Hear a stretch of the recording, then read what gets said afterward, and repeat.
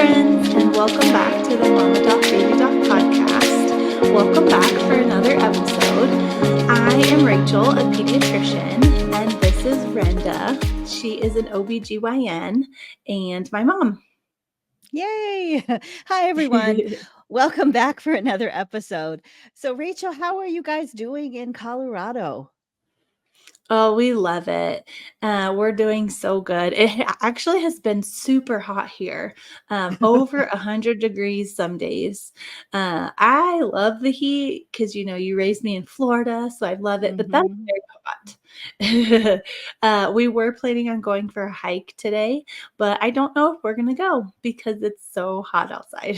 Wow, yeah, that is way too hot for me. I'm going to say I'm really glad I live in Alaska. 70s are the perfect temperature for the summertime, not 100. Yeah, Wow. yeah, for sure. So, how are Wow. you guys doing? Oh, we're doing great. We are getting started thinking about packing for our upcoming trip. We are going to Greece. Yay. And we're super excited.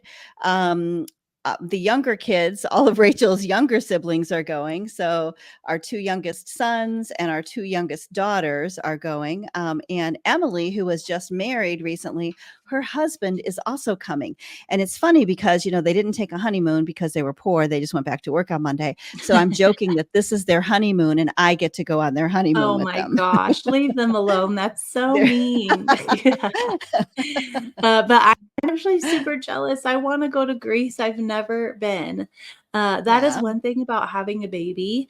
I used all of my vacation time for my maternity leave. Right. So now I have no time left for fun or vacations. So maybe next Well, year I can go somewhere yeah, fun. maybe next year. Well, we will definitely have to plan a fun vacation for next year. Yeah, for sure. So, Rachel, today's episode, we are going to talk all about well child checks. Yeah. So, why don't we get started? Why don't you tell us what is a well child check and why are they important? Uh, so, well child checks are a scheduled visit to your child's pediatrician to discuss overall health and wellness. Everyone knows, you go to the doctor for a sick visit when you aren't feeling well, or you schedule an appointment when you have a concern or you want to talk to your doctor about something. But a well child check is an appointment that you take your child to see your pediatrician at a certain age. Most people are more familiar with these visits when your child is very little, like an infant Right. or a newborn. Right. You go see your pediatrician pretty regularly during that time, 1 month, 2 months, 4 months, 6 months, etc. But after your child's 3 years old, we still recommend seeing your doctor for well child checks about once a year. Hmm. Okay. And you asked why they're important. They're super important for many reasons. First off, for the kiddo, they're really important to get them used to seeing a doctor. You really don't want them to be terrified of doctors or hospitals, which a lot of little kids are. And so, if you get them Right. used to going regularly, they're not as scared. Also, for teenagers, it's really important to get them used to answering questions about their health for when they have to go see a doctor on their own for the first time. They're not Oh, that's calling you true. Right. like, "Hey, do I have high blood pressure?" Um, Do I have any it's also allergies? I know. What am I allergic to? What happened that one time when I was in the hospital? Yeah. You get all that out of the way if you take them when they're a teenager to see their pediatrician. It's also important for all ages of kids to learn to put their health first. You want them to learn to make their health a priority. That's true. Yeah. Yeah. You One of the things we also do is make sure there's nothing concerning, right? Most kids and children are very healthy, but if there is something concerning, you want to catch it early. For example, we Absolutely. check Yeah. vitals. Yeah, and we're going to check their blood pressure. And this is really important to make sure they don't have chronically high blood pressure, which is unfortunately becoming more common in Hmm. kids. And when they become teenagers, we also want to screen them for depression and anxiety, which also is unfortunately becoming more common in Right. teenagers. So these things are so important. Um, We'll also do a full exam to make sure there's nothing that needs further evaluation. And then there's also some preventative aspects to these visits that includes like screenings and vaccines. Um, Ultimately, we can make sure that you and your kiddo have everything you need, and make sure there's nothing that we can't help with. Most pediatricians know a lot about the resources in the community and what's offered that might be helpful to you. Like I know the best pediatric dentist in town. Oh, that's great. I Yeah. also, yeah, I also have a list of all the therapists in the area for mental health counseling, like that type of thing. Yeah, that is so important. That's really great. Mhm. So, Rachel, how often is a well child check needed? How often should parents take their kids in for this well child visit? um, it makes me laugh every time you say it. You're like, well, child, check. It's like you've never said it before. It's funny. So the American Academy of Pediatrics has decided that well child check should be performed at a newborn appointment, then 2 weeks of life, 1 month of life, 2 months of life, 4 months of life, 6 months of life, 9 months, 12 months, 15 months, Wow. 18 months, 24 months, 30 months, which is 2.5, and then 3 years, and then every year after that. So 4 years old, 5 years old, 6 years old, and etc. Um, some of these visits follow the childhood vaccine schedule that's recommended by the CDC. So, like at some of these visits, you'll get vaccines. But some visits are really just to monitor growth, development, and screen for other issues that may pop up too. Nice, nice. Now, that is a lot more visits than I remember taking you to when you were little. Um, I think, we kinda stopped taking you after your vaccines were done, but I Yeah. I certainly understand why it's important. Yeah. Yeah, we definitely have some families that disappear for well child checks Oh, after that's they bad. don't need vaccines anymore, and then they pop up again if vaccines are needed again. But I'm really lucky that I work at a clinic where the other doctors I work with, they really built our clinic to be a medical home for our patients. And we really prioritize preventative medicine and health. And, the more a doctor sees you and can do screenings, the more diseases and bad outcomes we can avoid in the long run. Yeah, So it's that's really really important. true. That's so true, even for adults, right? Mhm. Even for Yep. adults, it's true. So, tell us what you do at a well child check. Yeah, so there are so many things that we do. Um, First, when the nurse or the MA brings you back, they're going to weigh your baby or your child and measure their height. And, if they're under 2 years old, they're also going to measure their head circumference. So, weight, height, and if they're under 2 years old, their head circumference. We're also going to get vitals. With their measurements, your doctor will kind of plot them on a growth chart. Growth charts are so cool and used all over the world. When I was volunteering in a very rural area of Tanzania in Africa, moms would carry a pamphlet with their child's Yeah, vaccines and their growth chart on it. right, So it's right. used everywhere. Right, I've seen those. I remember seeing Mhm. them, carrying them. I, also, of course, know, all about growth charts. They're super Mhm. important because every child is different and has different genetics, right? So Mhm. it's kinda hard to compare a child with very tall parents to a child with very short parents. Exactly. Um, so how will you know if they are growing properly? But the growth charts are a great way to follow a child's growth that is standardized, but also allows you to follow the child's individual numbers to know when there might be an issue. Exactly, yeah. Actually, there are two main growth charts. One's from the CDC and one's from the WHO. The one from the CDC is the one we use in my clinic, but it uses data from kids in the United States. There's also the WHO chart that uses data from kids all over the world. And there's other charts as well that are for premature infants or kids with high BMI as well. So, how it works, and I'm going to use the CDC one as an example. So, they took kids all over the United States and they made a graph of how they grow. They use percentiles to make different lines on the chart, and the middle line is the 50th percentile, so the average kid. And they made a graph of their weight and then another graph of their height from 0 to 22 years old. And there are other graphs as well, like one for head circumference that's used for kids under 2 years old. But basically, every time you take your kid to the pediatrician, they're going to weigh them and they're going to measure their height and measure their head circumference if they're under 2 years old. And then these numbers get plotted on growth chart graphs.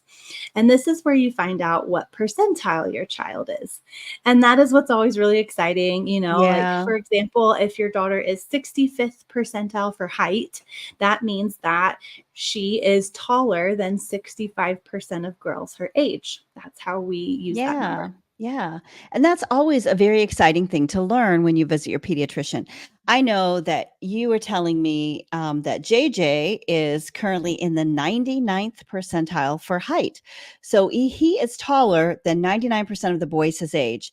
Mhm. And you were like that too. You were 99th percentile for height. So Yeah. he is going to be so tall when he grows up, right?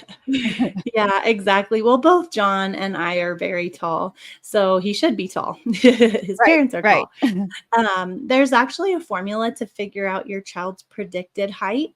You can take your dad's height in centimeters and your mom's height in centimeters and add them together. And then if you are a boy, you add 13 centimeters. And if you are a girl, you subtract 13 centimeters. And then you take that number and you divide it by 2. And that's going to be your child's predicted height in centimeters. So, for example, my husband is 6'7", which is 201 centimeters, and I am 5'10", which is 178 centimeters. I am 5'10". Don't laugh. Sure. I I think she's taller. No, I'm not. You measured I me when I was Okay. at your I know, house. I know, I know. No one believes me, but I am. I'm 5'10". Anyways, that's She's 6 foot. 178 centimeters. And we add them together, and then you get 379 centimeters. Because JJ's a boy, we're going to add 13 centimeters to that.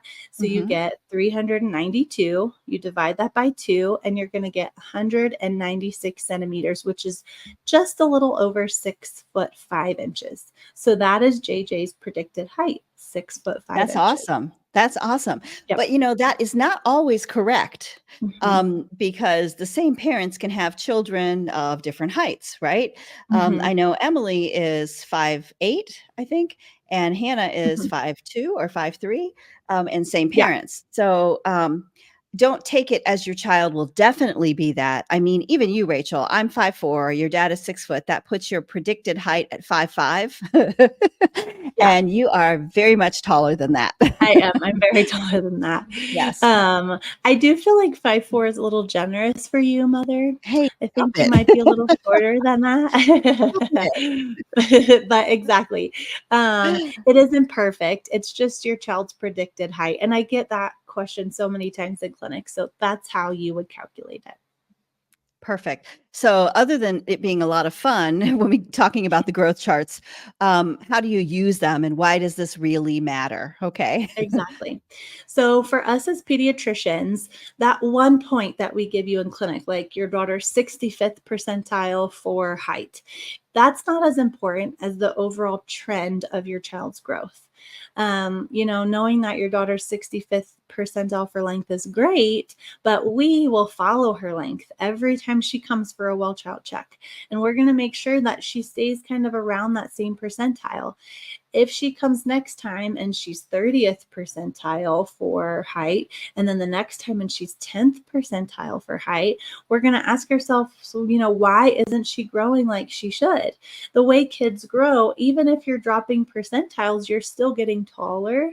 So it's hard to know, hey, she's still getting taller, but it's hard to know that she's not growing like she actually should unless you plot that on the growth chart. Right.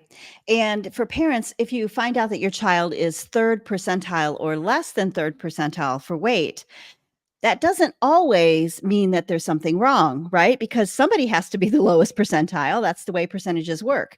And as long Exactly. as they are growing along their curve and they're staying on that third percentile line, then that could just be normal for your kid, right?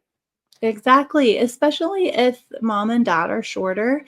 We don't really worry much about a child that's at the third percentile. They might just be, they're going to be short, and that's okay. Um, Yeah. I do Like want to Simone mention Biles, too. right? She's short. Yeah, exactly. A little tiny queen. We love it. um, so I want to mention there is an app that you can get for your phone if you have a smartphone that's called Growth. It's just called Growth. On it, you can input your child's measurements and it will create a growth chart for them. So, Well, like that's every time cool. you come to the pediatrician, you put in, their weight and height that they're getting, and then it's going to create that growth chart for them. So you can see their growth chart and make sure they're growing properly as well. Something like this can be really helpful if you move around a lot or if you can't see one pediatrician regularly, or if you're just interested and want to keep track of it yourself. Keep in mind that when you put in weight, it matters if they have clothes on or not, or if they have a dirty diaper on or not, Right. especially when you have a tiny baby. Just a little bit of poop or the weight of their clothes can really matter and make a difference. Like Right. in our office, for example, we weigh them with their clothes off if they're under 2 years old during well child checks. But usually, if it's a sick visit, we're just going to weigh them with their clothes on. So sometimes you can look at your growth chart from your pediatrician and it might look like you lost weight from your last visit when actually it could just be you had clothes on at the last visit and this visit you don't have clothes on. So bottom line, if you see issues on their growth chart or you're worried, just reach out to your pediatrician. Perfect. So, what are some of the issues that parents might find if the growth curve does not look appropriate? What are some of the things that might be happening that would mean Yeah. they're not growing appropriately? Yeah, so many things. Usually, we make sure that the child's taking in enough calories, first of all. So sometimes you might see your pediatrician recommend Pediasure for those picky toddlers who, don't eat well. Or we might see a child that takes in too many calories, and your pediatrician might talk to you about a healthy lifestyle, healthy food choices, more physical activity. Um, so other times, it could be a medical diagnosis. For example, Right. growth hormone deficiency is where the child doesn't make enough growth hormone, the hormone that's responsible for growing, to put it simply. And for that, we are going to refer to a pediatric endocrinologist and they can give growth hormone replacement. The growth hormone replacement, though, is only for people that have growth hormone deficiency. Right. I get a lot of parents asking me about growth hormone and most of the time it's like a young teenage boy who's Yep. playing sports Yep. that wishes he was taller. Yep. But unfortunately, it just doesn't work like that. Most kids are going to fall between their parents' height somewhere. So, be aware of that when you're picking a spouse, I guess. Just kidding. Right. Okay. So, monitor a child's growth and look at their growth charts. What else do you do at a well child check? Because I know you do more than just monitor their growth. Yeah. Lots of things. So the next thing Mhm. we're going to do is we're going to ask you a series of questions about your child's development. Sometimes the nurse or the MA will ask these questions, but other times the doctor or the provider will ask these questions. But these questions tell us if your child is developing properly. They're based off of the milestones from the CDC. If you don't know what milestones are, they are things a child should be able to do at a certain age, like walking, crawling, or waving bye bye. The milestones are in categories. They are language, social, motor, and cognitive. Those language milestones are going to be things like making baby noises, babbling, saying their first words, using sentences. Social milestones are things like smiling and knowing familiar people, and pointing to show you that they want something. And then motor milestones, those are broken down into gross and fine motor milestones. The gross motor milestones are physical things like rolling over, crawling, walking, throwing a ball, jumping off the ground with 2 feet. And then there are fine motor milestones that are usually things like using a pincer grasp, which is picking up their food and small toys with in between their thumb and index finger like this, as opposed to just like using their whole hand to try to grab it. And scribbling, drawing a circle or a triangle, those are all fine motor milestones. And then the last group is cognitive milestones, and those are things like closing their lips to show you that they don't want any more food, like please no more. Or looking at you or looking for you when you leave the room. So like they have the cognitive ability to know that you still exist when you leave the room, so they want to know where you went. Or looking for something that you hide. So like if you put a toy under the blanket, they're going to say, hey, where'd that toy go? So when we say your child is developing perfectly at that well child check, that means they're meeting all of their milestones for that age, or they're doing everything a child of their age should be doing. Great. Okay, that's really good. So I remember when I saw you that you showed me another app while you were here visiting with JJ's milestones on there, and you were able to track his milestones as he started to do them. Yeah, there are so many really good apps, but the CDC has an app that is super helpful, and it's just called Milestones. I think it's got like rainbow stair steps on it, but you can input your child's birthday into it, and it will give you their milestones to look out for by their age. So you know exactly what to be watching for and helping them practice. You can kind of click yes when your child is doing that certain milestone, and it will keep track for you, which is nice. It Hmm. also gives helpful advice on what to do if your child isn't meeting a milestone. And, you know, I say you can help them practice because a lot of times kids aren't meeting a milestone because they aren't getting enough practice in that area. Like, for example, Okay. a lot of times little boys, I will see them come in with their parents and their mom will be like, no, they don't know how to scribble with a crayon. And it doesn't necessarily mean they don't know how. It's just maybe their parents have never given them crayons in a coloring book. You know, mostly boys aren't as interested in coloring as little girls are. So they haven't met that milestone because they haven't had that practice. You know, it's the same if your baby isn't rolling over or holding up their head when they're little babies, but maybe that just means they need more tummy time and more chances to practice those skills. Right. That's really good advice. So that app sounds really great. But I can see how it could also cause some anxiety for some parents if their kids are not meeting their milestones early or on time. I know some parents want them to meet them early, right? And Mhm. even if you were so worried about JJ not holding his head up the week before he turned 4 months and he ended up doing it in the next few days before he turned Yeah. 4 months, right? So if you Yeah. are monitoring the milestones on your own as a parent, be careful not to let it cause too much anxiety. It's good to be aware so you can help your kids meet them, but don't stress about it if they don't. Just reach out to your pediatrician and talk about next steps. And I want to say one more thing. You know, I raised 7 children, but my first walked a little bit later than Matthew, her brother, right? I think Mhm. Matthew took his first steps and was walking by the time he was 9 months of age. And Rachel was a little bit slower to walk, but Rachel obviously is normal and can run Mhm. and do all those things now. But Exactly. would have been like really worried. Why isn't this child walking? Um, but yeah, no, every child is different. We all develop at different stages. So, Yeah. if you're worried and don't stress out about it is what I'm trying to say. Because as a Yeah. parent.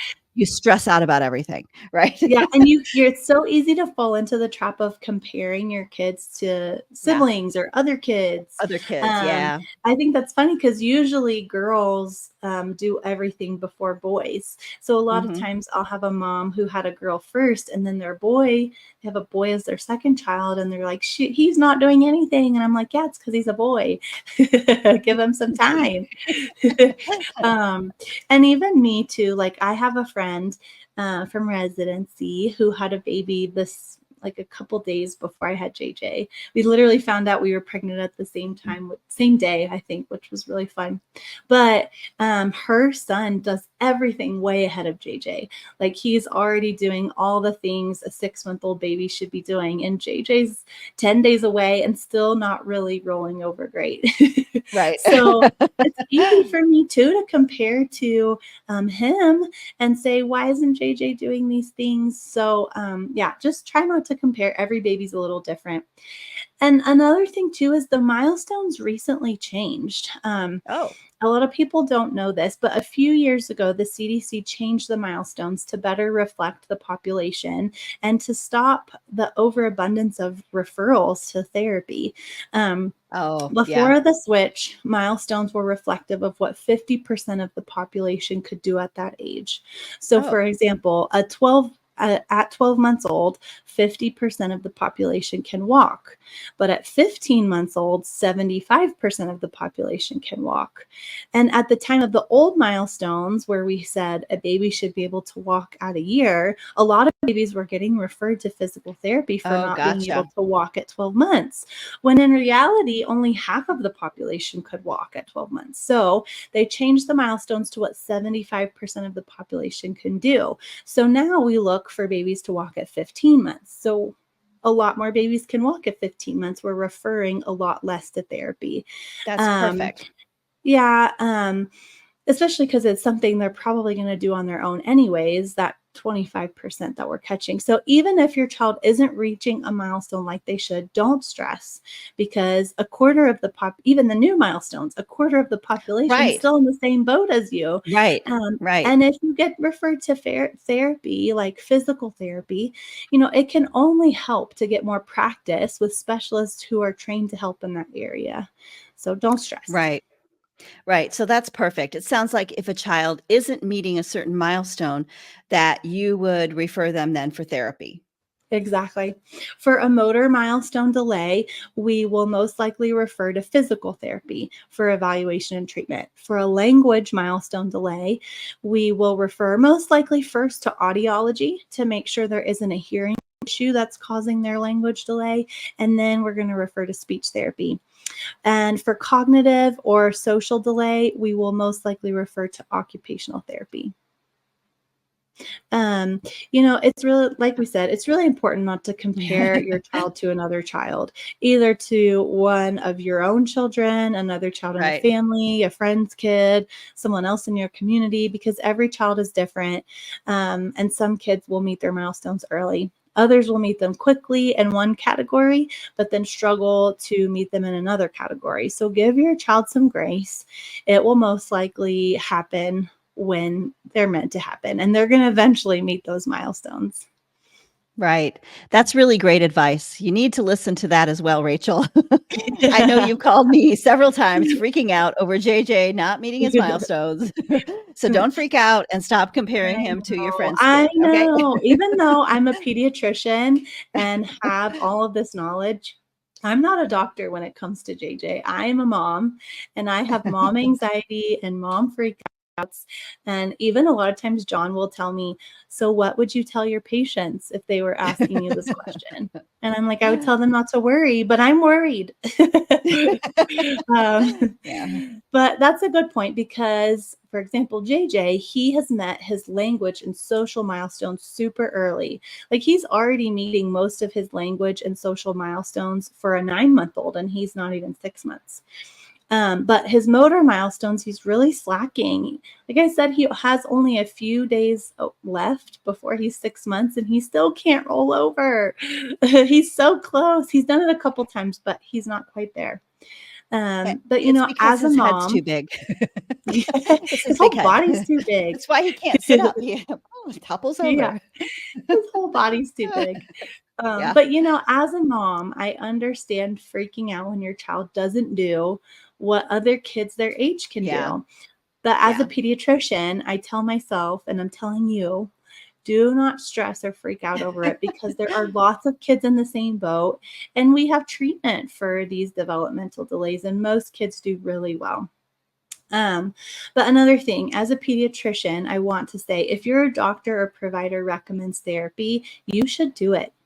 Sometimes I will get people who decline therapy because they think their child will eventually do whatever it is that they're being referred for. They're like, "Oh, my kid isn't speaking at 2 years old, but I think they will eventually, so they don't need speech therapy." And a lot of times those same parents are back at 2.5 or 3 years Yeah, old and their child is still having trouble.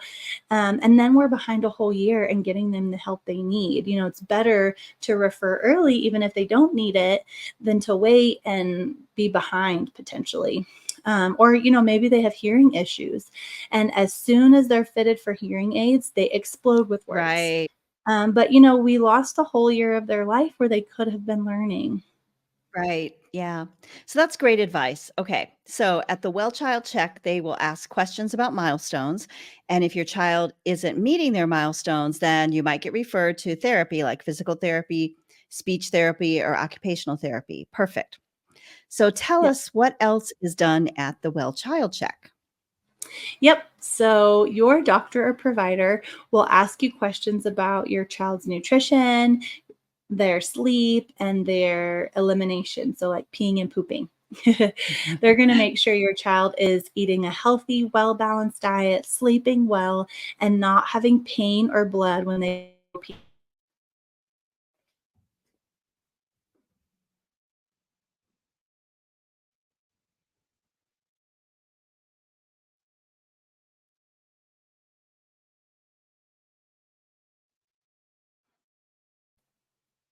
Rachel, you froze for a minute. Are you back?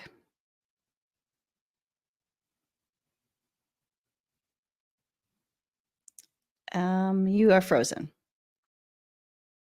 Hello, you're frozen.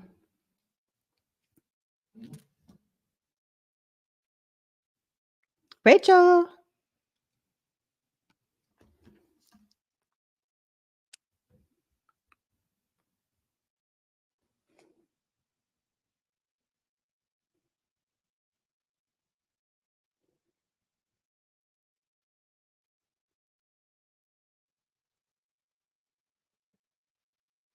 Hi, Hello, there you are. What happened? was it me? Yeah, you're frozen. Now I'm looking at your keyboard. Oh, sorry. We got to 30 minutes though. Do you want to stop and restart? No, we're going to keep going, but I'll cut it. I'll cut it and and redo it. Okay, my computer also is going to die. I have only 20% left.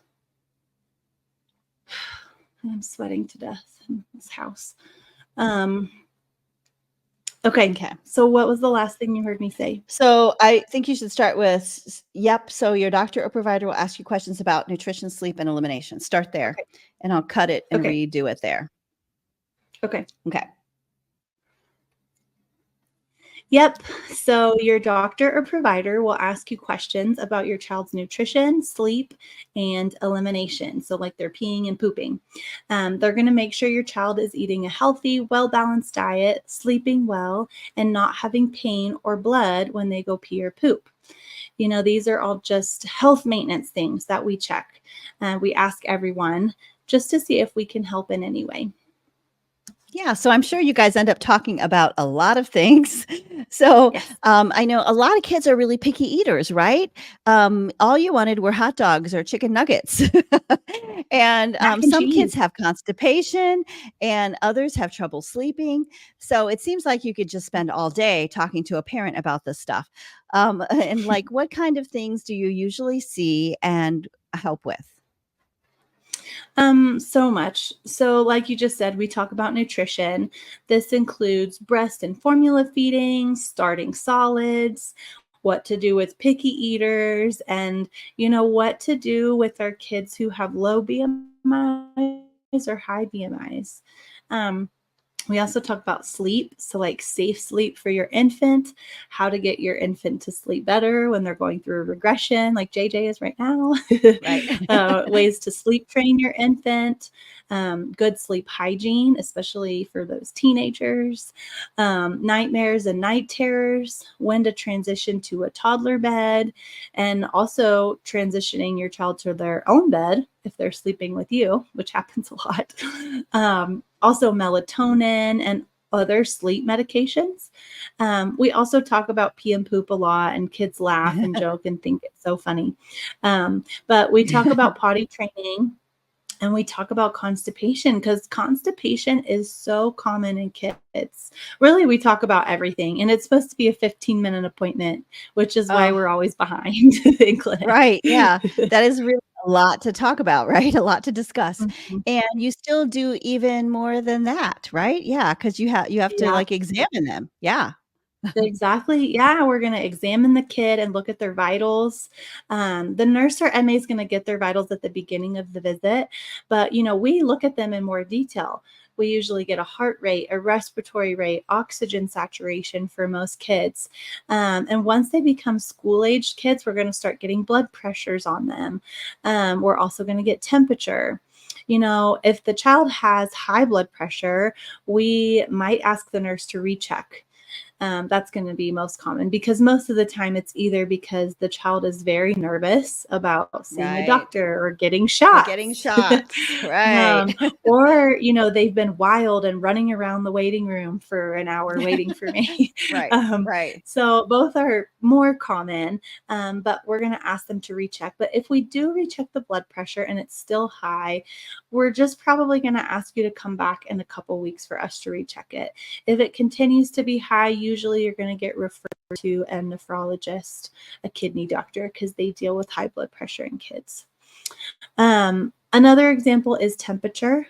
If the child is fevering when they come to clinic, we might ask you more questions, about if they're sick. And we might delay vaccines if they've had a fever for a Right. few days as well. Yeah.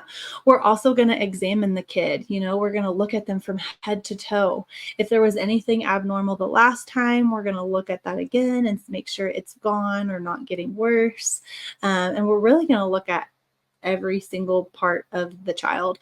Even for all kids, any well child check, I'm going to look at private areas in every single exam, for boys and girls. And I want kids to be comfortable doing that, and knowing that, for your doctor, it's okay for them to look to make sure everything looks normal. Most kids are very scared. Most kids freak out. So if your kid freaks Yeah. out about a private part exam, that doesn't mean anything. It's normal, and you want them to have that anxiety of someone looking down there anyways. So it's kind of good. Right. Um, but before I do any private part exam, I explain to every kid, I am a doctor, and that's why I can look down there. And I can only look down there if mom or dad is in the room with me and they say it's Right. okay. If your mom and dad is not there, it doesn't matter if that person's a doctor. It doesn't matter if they told you that your mom said it was okay. They cannot look down there unless your mom is in that room with you and tells you that it's okay. So, you know, um, it's really important to, set that standard for everyone. And then, for my Absolutely. teenagers, I make sure they're looking down there regularly so they can let me know if anything new or weird pops up. So, we look at kids from head to toe. So Wow. exam and vitals. Right. And I know you do a lot of other things too, like you do different screenings, right? You do Mhm. screenings for different things. Yeah. Yeah. And that depends on the age, right? So like normally a 12-month to 15-month-old kid, your pediatrician's probably going to recommend a lead or hemoglobin screen. Um, if you get WIC or Medicaid, a lot of times they'll do that at the health department for you. It's just a finger poke for hemoglobin to make sure they're not anemic. Just screening for anemia or in little kids. And then also lead screening, that's going to be a blood draw. In our clinic, we do like a question for lead screening. If any of the answers are yes or you don't know, then we're going to recommend a blood draw for lead. And why that's so important is because if your child is exposed to lead and has lead in their bloodstream, it can cause developmental delays and also delays in them learning later in life. So if they do have lead in their blood, you want to chat with the health department on how to decrease their exposure to lead. Then as an infant, we're also going to do an MCHAT screening. The MCHAT is a screener for autism.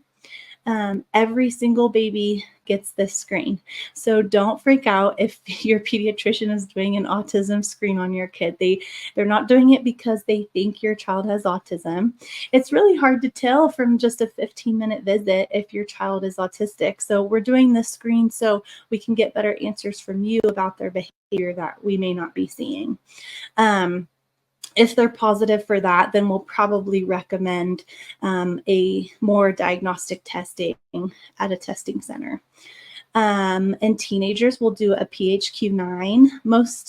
I think most offices use the PHQ-9, which is a depression and anxiety screening. Right. Or they'll do some type of depression and anxiety screening in teenagers and preteens.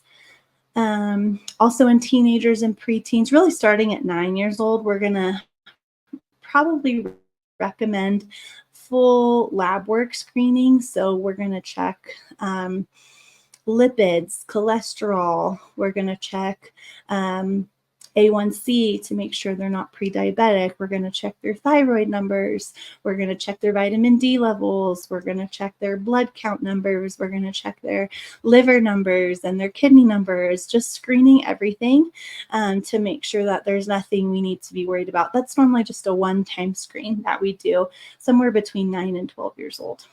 And then most places will also do a vision and hearing screen as well. In my office, we don't do hearing, but we'll do vision screens just to let you know, hey, your child might not be seeing as well as you think they're seeing. You should probably take them to the eye doctor. Wow. That's so yeah, we do all those screenings. Yeah. That's a lot. And yeah, I know a lot of that can be required for like school physicals or for sports physicals as kids get older too. Yeah. Exactly. And I know you and also, go ahead. You no, want that's your okay. child screened for these things. And if you stop taking your child or don't take them on the visits where you're getting vaccines, and then if they're not getting a vaccine, you don't take them, you're going to miss out on a lot of those screenings. So it's really important to take your child once a year to a pediatrician. That's perfect. I know you also do a lot of counseling or give a lot of advice on different things Mm-hmm. depending on Oh my gosh. where kids are. Yeah. So that's a So whole nother much. topic. I know. Yeah. Yeah. But just general categories, what kinds of things do you guys give advice on?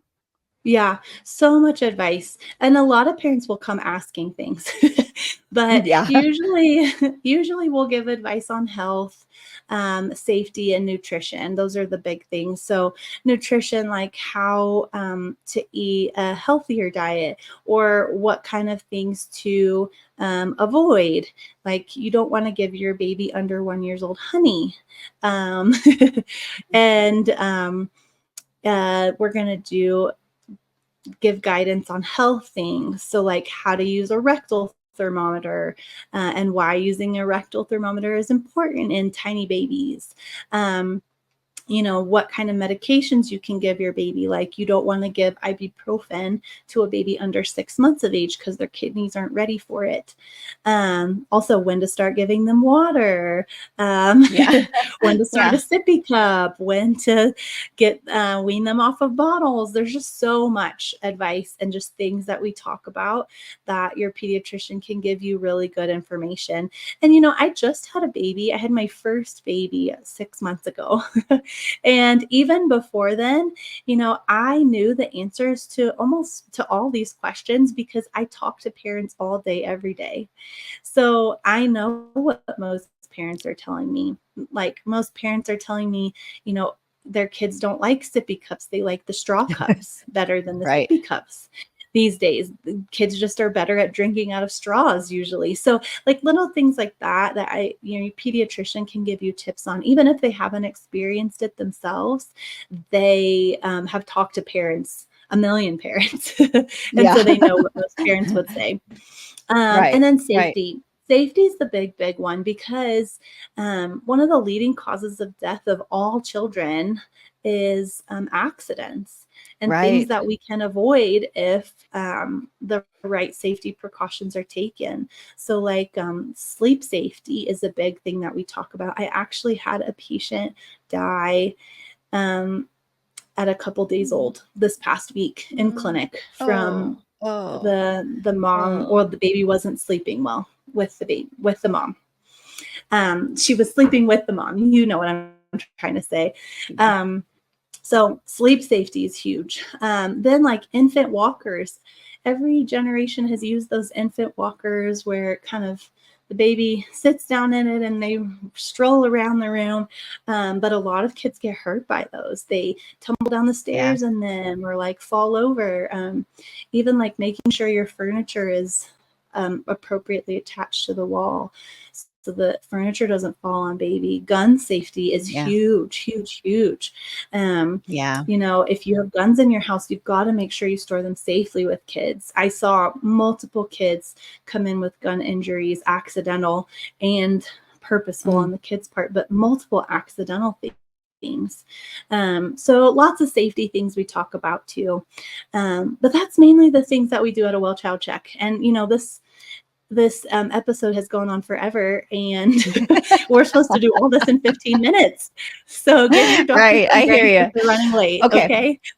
Okay, so you have convinced me the Well Child Check is very important, and Yeah, parents should take their children to them and keep up with the schedule, because each time you'll have time to talk about a little bit more or do a little bit more of the screening or safety exactly. advice or nutrition advice. Yeah.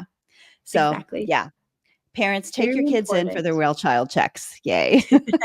Okay. Yeah. Well, I think that's all we have for today.